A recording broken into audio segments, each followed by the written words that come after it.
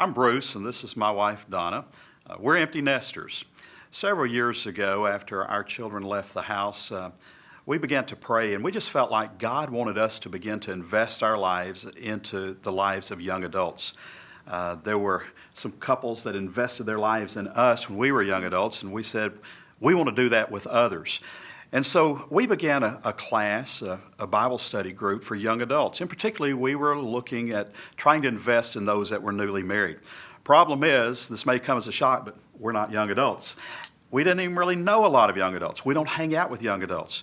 But it was amazing how God just put them across our path. We set a date to start a new group, and literally the week before, we didn't know if anybody would show up but just us. We were going to be a Sunday morning group. On that Saturday, we met a young couple, Don and Casey. Do you remember them? And we met Don and Casey, and we invited them to come to our group. They were there the next day. In fact, 4 others were there. There were 8 of us there on that first Sunday that we met together. The group began to grow.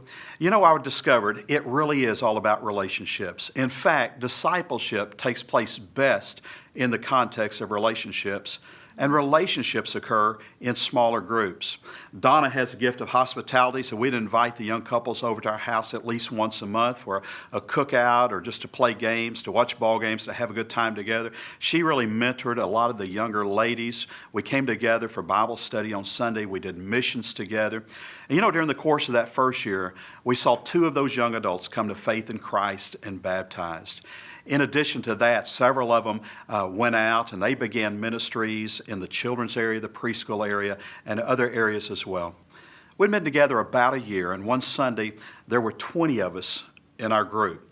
And I asked them that Sunday, I said, how many of you were not in a Bible study group? You weren't in a Sunday school before we began this group? And 14 of those that were there that day raised their hand. But that's not the end of the story. Those 14 also had 6 kids in the children and preschool area.